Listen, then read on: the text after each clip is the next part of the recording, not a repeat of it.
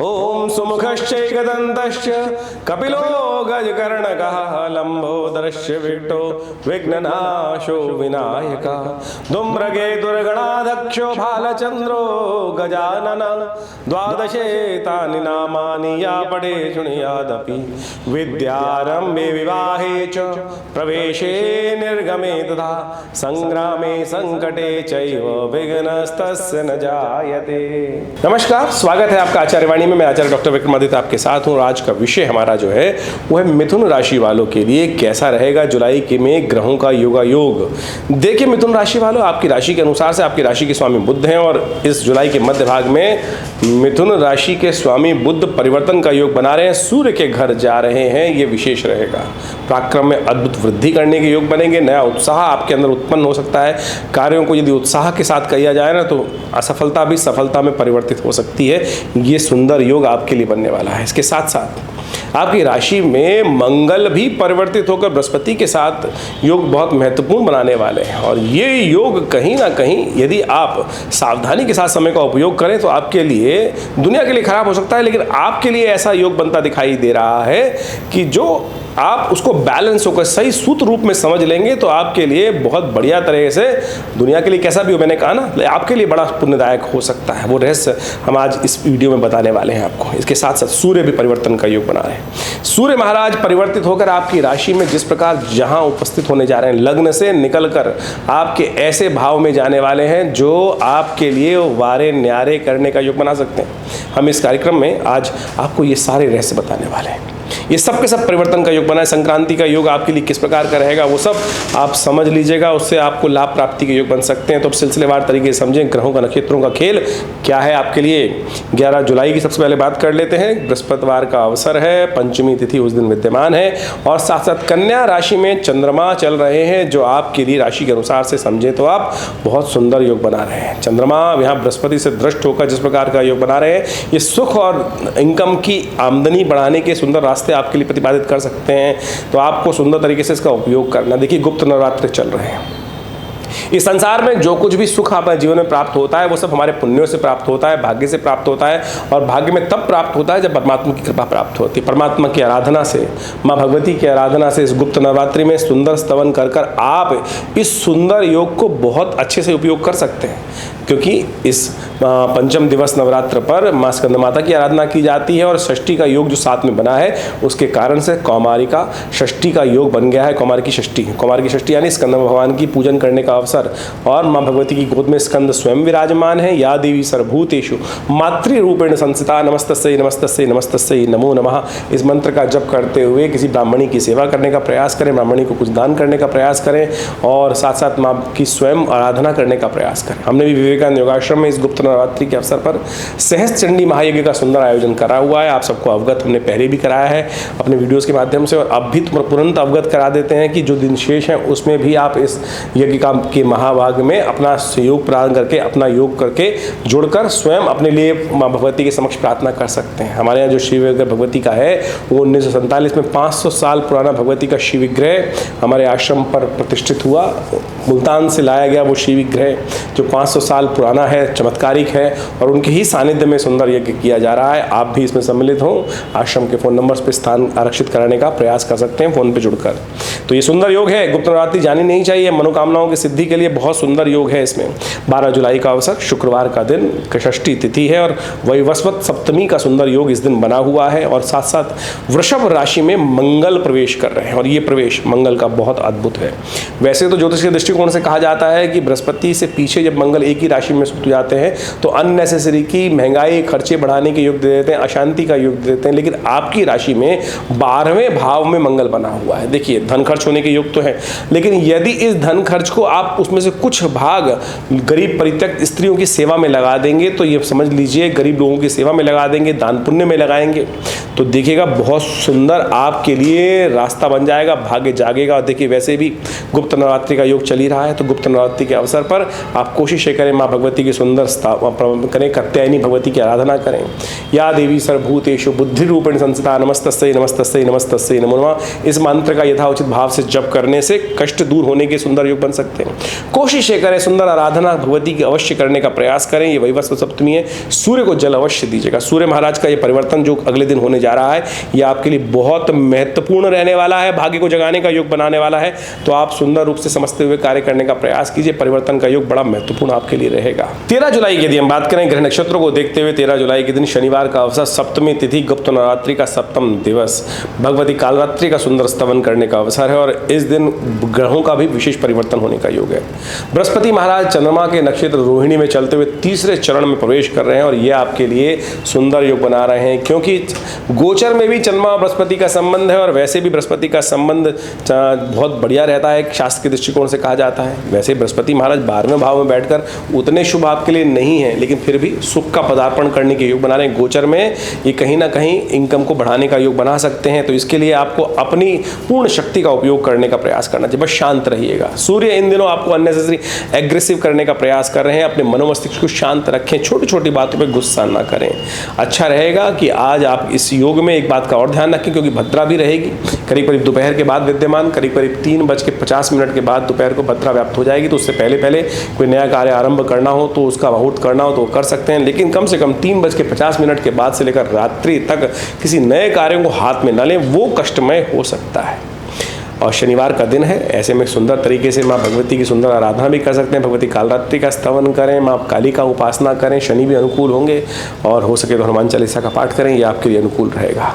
14 जुलाई रविवार का अवसर और साथ साथ अष्टमी और नवमी का सुंदर योग बन गया है। भगवती का आप बात करें गुप्त नवरात्रि के अवसर पर महागौरी का सुंदर आराधना और सिद्धिदात्री भगवती की आराधना करने का अवसर है। समस्त मनोकामनाओं की पूर्ति के लिए गुप्त नवरात्रि बड़ी अद्भुत होती है और इस बार गुप्त नवरात्रि पर आश्रम पर हमने आयोजन कर रखा है विशेष तौर पर सहस्त्र चंडी महायज्ञ का, उसकी पूर्णाहुति का कार्यक्रम रहेगा जो सुबह आरंभ होगा 8 बजे से लेकर 10 बजे तक भंडारे के साथ सुंदर कार्यक्रम संपन्न होगा। आप भी इसमें सम्मिलित हो सकते हैं। दिव्य आहुतियां देने के लिए माँ भगवती के श्री चरणों में आपने देखिए, कम से कम कहा जाता है कि यदि पूरे कार्य में ना संपन्न यदि आप भाग नहीं ले पाए तो कम से कम पूर्णाहुति में 2 आहुति दे दीजिए, उससे भी मनोरथ सिद्ध होने के, प्रसाद का लेने से भी पूरे अनुष्ठान का लाभ मिल जाता है। तो ये बहुत सुंदर योग है।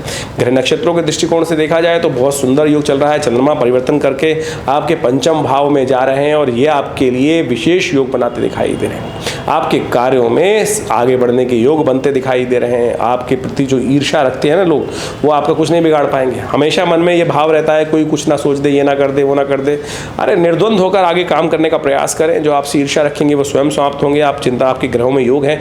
माँ भगवती की सुंदर आराधना करें। गुप्त नवरात्रि का अंतिम दिवस है। माँ भगवती का सुंदर रूप से आराधना करना समस्त प्रकार से कल्याण के योग बनाने वाला रहेगा। 15 जुलाई की यदि हम बात करें तो उस दिन भड्डली नवमी का सुंदर योग है और आषाढ़ मास की जो नवमी है विशेष तौर पर समस्त मनोरथों को सिद्ध करने वाली होती है और अनुसूच साय के रूप में शास्त्र में विद्यमान है। ग्रह नक्षत्रों के दृष्टिकोण से यदि हम बात करें तो आपकी राशि के अनुसार से ग्रहों का योग जो परिवर्तन की तरफ जाने वाला है वो बहुत विशेष है। सूर्य परिवर्तन की तरफ बिल्कुल आ गए हैं और परिवर्तन का सुंदर योग बनाते दिखाई दे रहे हैं, लेकिन अभी परिवर्तन की तरफ गए नहीं हैं। तो ऐसे में थोड़ा सा अपने ग्रहों को समझने का भी आपको प्रयास करना चाहिए। ऐसे में आप भगवान सूर्य को अर्घ्य दें, ये बहुत ज़रूरी है आपके लिए। और साथ साथ हो सके तो भगवान शंकर का सुंदर स्तवन करें, ये आपके समस्त मनोरथों को सिद्ध करने वाला रहेगा। और भड्डली नवमी है, अंशुज साया है और कार्य द्वारा जो किया जाए उसमें संत महात्माओं की सेवा कर कर सुंदर पुण्य कार्य को कर कर आप सुंदर पुण्यों का उदय कर सकते हैं, ये अवश्य कीजिएगा। 16 जुलाई का दिन बड़ा अद्भुत है।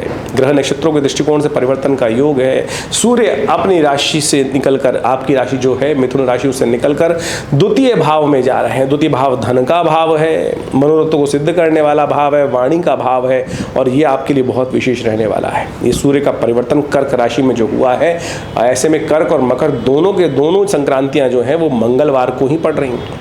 मंगलवार को पड़ने के कारण से ये थोड़ा सा संसार के लिए बड़ी विचित्र विशेष दिखाई देता है। संसार के लिए महंगाई बढ़ाने वाला रहेगा, विवादों को बढ़ाने वाला रहेगा, अशांति को फैलाने वाला रहेगा। तो ऐसे में आपको भी ध्यान रखना है कि आप अननेसेसरी के अपने परिवार में कुटुंब भाव में जा रहा है, वहां शांति बनाए रखने का प्रयास करें। आपकी मनोकामना सिद्धि का योग भी इस सूर्य के परिवर्तन से बनता दिखाई दे रहा है। जो सूर्य बुध ये सब परिवर्तन की तरफ जा रहे हैं, ये बहुत विशेष रहेंगे। नेगेटिव सोचने से बचें, ये इस खास तौर पर जीवन साथी को प्रसन्न रखने का प्रयास करें तो आपके लिए बहुत सुंदर योग बन सकता है। ऐसे में जो ग्रहों का योगा योग चल रहा है, शनि महाराज भाग्य में बैठे हैं, उनको शक्ति देने की ज़रूरत है। शनि महाराज भाग्य में बैठकर वक्री स्थिति में बैठ गए हैं, उनको शक्ति यदि आप दे देंगे तो देखिएगा बहुत सुंदर तरीके से आपके लिए लाभ के योग बन सकते हैं। और आज की शुभ तिथि में हमने इस योग को समझते हुए संक्रांति का शुभ लाभ लेने के लिए क्या योग बनाया, क्योंकि वृश्चिक में चंद्रमा भी परिवर्तन की तरफ जा रहे हैं, बृहस्पति के साथ बहुत सुंदर संबंध बना रहे हैं। ये इस समय हमने सुंदरकांड का सुंदर कार्यक्रम आश्रम पे रखा है। मंगलवार का अवसर है, दशमी तिथि है, तो सुंदर रूप से हनुमान जी का सुंदर स्तवन पाठ करने का आप प्रयास करें। ये आपके लिए बहुत कल्याणकारी रहेगा, लाभ को बढ़ाने वाला रहेगा। विवेकानंद योगाश्रम में हो रहे इस सुंदरकांड के अंदर पाठ में आप भी सम्मिलित हो सकते हैं। अपने स्थान को आरक्षित करने के लिए फोन पर संपर्क साध सकते हैं। 17 जुलाई की यदि हम बात करें तो उस दिन बुधवार का अवसर एकादशी तिथि है और ये तिथि बहुत विशेष है। क्यों? क्योंकि देवशयनी एकादशी, देव भी शयन करने जाते हैं। ये संस्कृति ऐसी है कि यहाँ पर हर चीज़ से शिक्षा प्राप्त होती है। देखिए, हम लगातार काम कब तक कर सकते हैं, और हम जब करते रहते हैं तो हमको ये लगने लगता है कि हमारे बिना काम चलेगा ही नहीं। तो संसार को में ये वर्चस्व स्थापित ना हो जाए कि आपके बिना काम नहीं चलेगा। आपके बिना भी बहुत सारे लोग काम चला सकते हैं। आप रहें ना रहें, ये संसार कभी नहीं रुकने वाला। ये प्रकृति का अविरल क्रम है, चलने वाला है। इसलिए देव शयन होता है जब भगवान विष्णु शिष्य पे चले जाते हैं विश्राम करने के लिए। तो कौन संभालता है संसार को? कहा जाता है भगवान शंभू के हाथ में समस्त सत्ता आ जाती है। तो ये आपको भी समझाता है ये योग जो है।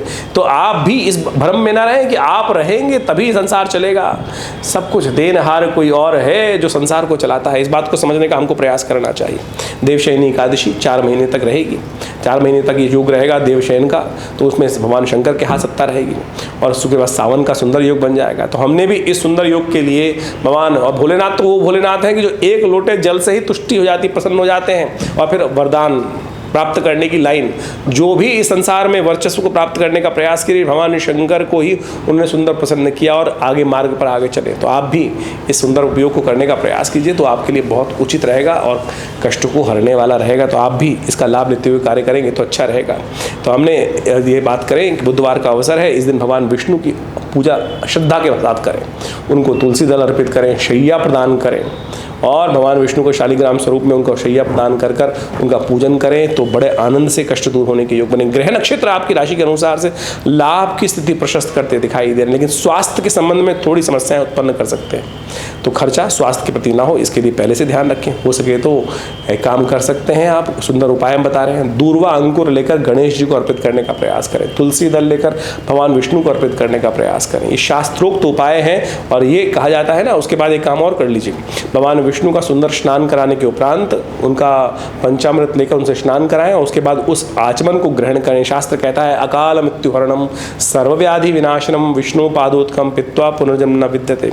इन 3-4 दिनों में ग्रह नक्षत्र आपके आने वाले दिनों में लाभ की स्थिति दिखाते हैं, इनकम के बढ़ने के योग तो दिखाते हैं, लेकिन स्वास्थ्य के प्रति थोड़ा सा आपको जागरूक रहने की जरूरत है। ध्यान रखिएगा, स्वास्थ्य के दृष्टिकोण से कहीं ना कहीं कष्ट होने के योग दिखाई देते हैं, तो इसलिए ये उपाय करेंगे तो अच्छा रहेगा। 18 जुलाई का अवसर, बृहस्पतिवार का दिन, द्वादशी तिथि, ग्रह नक्षत्रों के दृष्टिकोण से जो योग बन रहा है वो आपके लिए, जैसा हमने कहा कि इनकम के बढ़ने के योग तो है अभी आने वाले समय में, और ऐसे में उसका पूर्ण उपयोग भी करने का आपको प्रयास करना चाहिए, लेकिन साथ साथ खर्चे भी बढ़ते दिखाई दे रहे हैं। बस लीकेज को बंद करने का आपको प्रयास करना चाहिए। लीकेज को बंद करने के लिए आवश्यकता है ज्ञान की, सही समय पर सही मार्गदर्शन की। और बृहस्पति महाराज इन दिनों जिस प्रकार से योग बना रखे हैं 12वें भाव में, वहाँ थोड़ी समस्या उत्पन्न करते हैं। उसको ठीक करने के लिए क्या किया जाए? केसर का तिलक किया जाए, ज्ञानीजन का मार्ग लिया जाए, ज्ञानीजन का सहयोग लिया जाए, ब्राह्मणों की, ज्ञानीजनों की, गुरुजनों की सेवा कर कर, संत महात्माओं की सेवा कर कर, पीले वस्त्र दान कर कर, केले का दान कर कर, केले का पूजन कर कर अपने बृहस्पति को ठीक कर सकते हैं। ये उपाय इस दिन अवश्य करिएगा, कल्याण होगा। 19 यदि तारीख की बात करें 19 जुलाई की, तो शुक्रवार का अवसर, त्रयोदशी तिथि, ये प्रदोष युक्त है और शुक्र प्रदोष का सुंदर योग बन गया है और ग्रहों का परिवर्तन का योग जो बन रहा है वो भी आपके अनुकूल दिखाई देता है। सुबह 3:24 पर धनु में चंद्रमा का पदार्पण होगा और रात्रि में 8:40 पर बुध का पदार्पण सिंह राशि में हो जाएगा। ये दोनों के दोनों परिवर्तन आपके लिए बड़े अनुकूल दिखाई देते हैं। बुध आपकी मैनेजिंग कैपेसिटी को बहुत इनहींस करेगा, एनहांस करेगा, सुंदर तरीके से नया पुरुषार्थ को विकास करने का योग बनाएगा, नया एक उत्साह देगा। चंद्रमा भी यही बात कर रहा है कि नए उत्साह, नए इंट्यूशन को डेवलप करने के योग बनाता दिखाई दे रहा है। ऐसे में यदि शुक्र प्रदोष का यदि सुंदर उपयोग कर लो तो बहुत सुंदर रहेगा।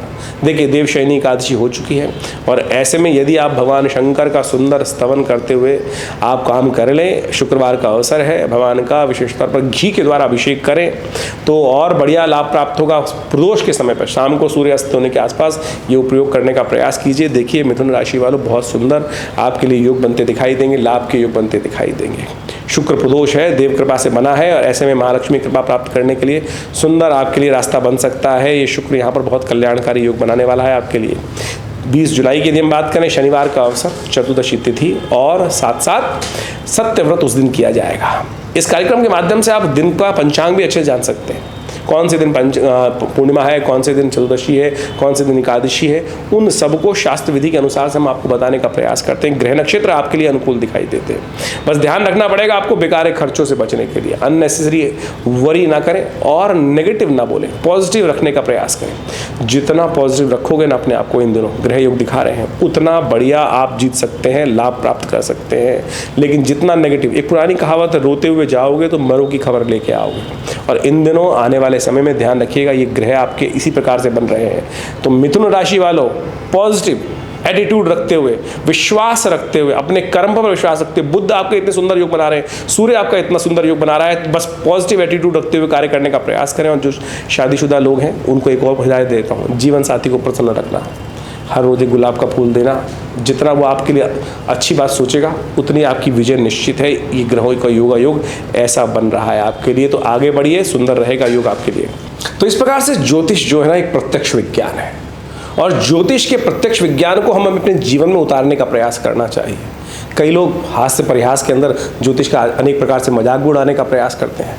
देखिए आप किसी भी विज्ञान के किसी भी चीज़ का कभी भी मजाक उड़ा सकते हैं, हर चीज़ का मजाक उड़ाकर ज़िंदगी भी मजाक बन जाती है उस प्रकार से। ज्योतिष हमारे शास्त्रों का एक ऐसा अद्भुत चमत्कारी विषय है जिसको बहुत शोध के उपरांत शास्त्रों में वर्णित किया गया है।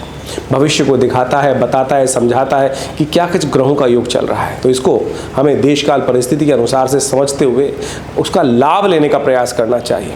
ज्योतिष की काल गणनाएं जो है वो वास्तविक तौर पर जो हम आपको बता रहे हैं वो तो गोचर के दृष्टिकोण से आपके समक्ष रखने का प्रयास कर रहे हैं। ये आपके 12 राशियों में पूरे संसार को विभाजित करने का एक सुंदर तरीका है। लेकिन एक समझिए संसार तो इतना बड़ा है, उनके जीवन में भी परिवर्तन बहुत क्षणिक परिवर्तन हो जाता है, हल छोटे छोटे परिवर्तन से। लेकिन हमने विभाजित 12 कैटेगरी में किया और उन कैटेगरीज को सब डिवाइड करने के लिए आपकी अपनी जन्मपत्री है। और जब ज्योतिष विज्ञान के किसी ज्ञानी के पास जाया जाता है तो वो गोचर को आपकी प्रत्यक्ष जन्मपत्री पर डालकर उसका प्रत्यक्ष अनुभव को देखने का प्रयास करता है। तो उसी प्रकार से आप सबको भी इस ज्योतिष विज्ञान के शास्त्र को समझने का प्रयास करना चाहिए। नहीं तो पता है क्या होता है, कई बार हमारे पास बहुत सारे लोग आते हैं और देखते हैं कि महाराज पहले आ जाते तो ये दृष्टि पता चल जाती, कुछ ग्रहों का योग है और बहुत सारे नुकसान से बच सकते थे। यही प्रभाव है वास्तविक तौर पर, समझ लें। अभी कुछ दिन पहले हमारे पास एक व्यक्ति जन्मपत्री दिखाने के लिए आए, उनके घर में कोई घटना घटी और उन्होंने पहले नहीं दिखाई थी। जब उनकी वो घटना घटने के बाद जन्मपत्री दिखाने आए तो उनकी तमाम घर के लोगों में, उनके बच्चों की, उनकी पत्नी की कुंडली में ऐसा योग था कि वो सब के सब पिता के लिए भारी थे। और उन तीनों मतलब दोनों लड़के और स्त्री की कुंडली में इस प्रकार का योग था कि वो पति के लिए भारी है और कुछ दिन पहले पति का जीवन समाप्त हो गया। यदि ये पहले पता चल जाए कि इनके ग्रह भारी हैं तो उसका निवारण करने का रास्ता बनाया जा सकता है। तो इस बात को हमें समझना चाहिए। तो आप भी ज्योतिष को प्रत्यक्ष रूप से समझने का प्रयास करें। और हमने विवेकानंद योगाश्रम के माध्यम से भारतीय ज्योतिष को बहुत गहन अध्ययन करके, चिंतन करके, अपने पिता आचार्य श्री केशव देव जी महाराज के सानिध्य में रहकर बाल्यकाल से ही ज्योतिष का बहुत विचार सीखा, समझा। और आज ही मैं कहता हूँ मैं ज्योतिष का कोई बहुत बड़ा प्रकांड आचार्य नहीं, एक बालक ही हूँ, एक छात्र ही हूँ जो उसको समझने का प्रयास करता हूँ। नित्य प्रति कुछ नई बातें अवश्य ज्ञान में आती हैं और समझ में आती हैं। प्रेडिक्शंस को समझने का प्रयास किया जाता है और हर रोज़ कुछ ना कुछ इंप्रूवमेंट प्रेडिक्शंस में अवश्य जीवन में कालांतर में हर एक क्या आता है। तो आप भी ज्योतिष को प्रत्यक्ष अपने ग्रहों को सिद्धांतिक तौर पर समझने का प्रयास करना चाहिए।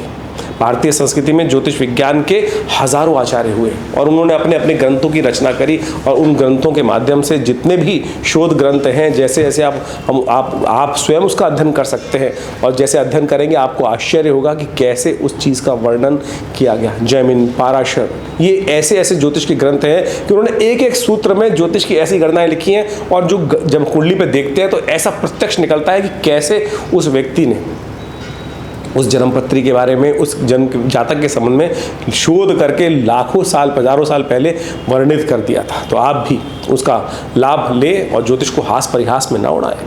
और हमने विवेकानंद योग आश्रम के माध्यम से इन सब चीज़ों को अच्छे से आपके समक्ष प्रकाशित भी करने का प्रयास किया। आश्रम की तरफ से जो पुस्तकें प्रकाशित हैं, जो ज्योतिष के विभिन्न उपचार के माध्यम से, मंत्र विज्ञान के माध्यम से, योग विज्ञान के, यज्ञ विज्ञान के लिए जो समय समय पर आश्रम पर शोध चलता रहता है। हमारे आश्रम पे नित्य निवारण, देखिए ज्योतिष के दो भाग हैं, एक कारण एक निवारण। कारण तो ग्रह काल गणना को समझकर उसको बताया जाता है कि भाई ग्रह इस अवस्था में ऐसे हैं, इसके साथ योगा योग बन रहा है, इसके साथ योग का योग बन रहा है, ये मार्गी है, ये अस्त है, ये वक्री है। लेकिन इसके साथ साथ जो ये तो कारण हो गया, निवारण क्या है? निवारण तो परमात्मा का नाम ही है, यज्ञ ही है, पूजा ही है, औषधि ही तो है। वो निवारण भी बहुत शोध करता है। जैसे किसी का स्वास्थ्य के मामले में समस्या हुई तो उसका अनुष्ठान जो पूजा पाठ महामृत्युंजय मंत्र के द्वारा होना है, बिल्कुल शुद्ध रूप से यदि किया जाए तो वो बिल्कुल रक्षा करता है। एक नहीं, हजारों लोगों पर हमने उसका अनुभव देखा। शनि का प्रभाव चल रहा है, शनि के मंत्र का, शनि के स्तोत्र का यदि नित्य प्रति जप किया जाए, करवाया जाए, योगी ब्राह्मणों के द्वारा करवाया जाए, तो हमने देखा प्रत्यक्ष रूप से उसके नेगेटिव प्रभाव को हम शून्य कर सकते हैं और शुभ प्रभाव को बढ़ाने का कार्य कर सकते हैं। ये मंत्र बिल्कुल प्रत्यक्ष है। यज्ञ इसलिए हमारे आश्रम पे हमने व्यवस्था बनाई कि 8 घंटे नित्य प्रति पिताजी के ज़माने से चलता है और आज भी उस व्यवस्था को हम सुंदर रूप से चलाने का प्रयास कर रहे हैं। जमुना पार्क खुरेजी विवेकानंद योगाश्रम लक्ष्मी नगर में ये स्थित जो है, यहाँ पर नित्य प्रति आज भी 8 घंटे यज्ञ होता है। हर रविवार को आप उस यज्ञ में स्वयं भाग लेने के लिए उपस्थित हो सकते हैं। माँ भगवती के सानिध्य में अभी आने वाले समय में जो उत्सव आते हैं समय समय पर, जैसे इन दिनों विशेष तौर पर गुप्त नवरात्रि चल रही है तो नित्य प्रति उन दुर्गा सप्तशती का पाठ चल ही रहा है, यज्ञ चल रहा है, उसमें बहुत सारे लोग सम्मिलित हो रहे हैं, अपने नाम से भी यज्ञ करवाने के लिए भाग ले रहे हैं। अभी 23 तारीख से विशेष तौर पर सावन आरंभ हो जाएगा और सावन का एक विशेष कार्यक्रम आश्रम पे रहता है कि पूरे 30 दिन तक रुद्राभिषेक भगवान से अपनी मनोकामना उन जलाभिषेक कर कर उनके सामने रखी जाती है और भगवान शंकर का बड़ा विशाल श्री विग्रह, जैसे सौराष्ट्र में स्वयं भगवान शंकर का बड़ा शिव विराजमान है, उसी प्रकार से आचार्य श्री केशव देव जी के सानिध्य में प्रतिष्ठित कर कर उनको यहाँ प्रतिष्ठा बनाई गई और बिल्कुल सुंदर तरीके से नित्य प्रति उनका रुद्राभिषेक चलता है। और ऐसे में विशेष तौर पर जो अभी सावन का महीना आएगा, पूरे 30 दिन तक विशाल रुद्राभिषेक सब लोग सम्मिलित तौर पर दूध से, जल से, दही से, इच्छु रस से, विजया रस से, इन सब से भगवान का सुंदर अभिषेक मनोकामनाओं की सिद्धि करने के लिए बहुत अद्भुत। जैसा हम महामृत्युंजय मंत्र के बारे में कह रहे थे, स्वास्थ्य की कोई समस्या हो, महामृत्युंजय मंत्र का जप करते हुए भगवान का अभिषेक सुंदर रूप से दूध से किया जाए तो अद्भुत रूप से लाभ के योग बनते हैं। एक केस हमारे पास बहुत वर्ष पूर्व आया, मुझे अभी भी याद है, बाल्यकाल के अंदर तब बहुत सीरियस केस था और वो पिताजी के पास आए, उनका ऑपरेशन होना था। पिताजी ने कहा भाई इतनी जल्दी तुम ऑपरेशन के लिए जा रहे हो तो ऐसा नहीं कर सकते, तुम कम से कम एक संकल्प कर लो। माँ भगवती के सामने उनका संकल्प कराया और कहा चिंता मत करो, तुम जाओ। और जो बिल्कुल असंभव भाव लग रहा था वो महामृत्युंजय का यज्ञ अनुष्ठान शुरू करवा के चले गए। आप समझें कि जो चमत्कार हुआ, जो डॉक्टर हाथ लगा के राजी नहीं था उस केस के अंदर, वो भगवान की कृपा से शांति से वो कार्य हुआ, ऑपरेशन भी हुआ और सब प्रकार से पेशेंट ठीक भी हुआ। तो ये विश्वास को भी जगाता है, परमात्मा की कृपा को भी प्राप्त कराता है। तो मंत्र बिल्कुल अद्भुत है, शास्त्र में वर्णित जो प्रयोग हैं बिल्कुल वर्णित, बिल्कुल शुद्ध रूप से है। तो आप उन सबको अपने जीवन में स्थान देने का प्रयास करें। हमारे आश्रम पे जो ये विभिन्न कार्यक्रम चलते हैं उन समय समय पर हम आपको अवगत भी कराने का प्रयास करते हैं और उन सब का सानिध्य लेकर भगवती कृपा से आप सुंदर रूप से इन सब मंत्र अनुष्ठानों का, यज्ञ का लाभ ले सकते हैं। आश्रम पे प्रतिष्ठित जो एक भगवती दुर्गा की श्री विग्रह है जिसके बारे में हमने आपको कई बार अवगत कराया है, उनका भी दर्शन करिए। हर रविवार को बड़ा कार्यक्रम होता ही है और इन दिनों गुप्त नवरात्रि का भी कार्यक्रम जो चल रहा है 14 तारीख को पूर्णाहुति के साथ समाप्त होकर फिर आगे और भी बहुत सारे कार्यक्रम किए जाएंगे, उन सब में भी आप भाग लेकर सुंदर तरीके से लाभ ले सकते हैं। तो अवश्य आश्रम में इन चल रहे कार्यक्रमों में सम्मिलित हों, कृपा होगी, कल्याण होगा और दुख भी दूर होंगे।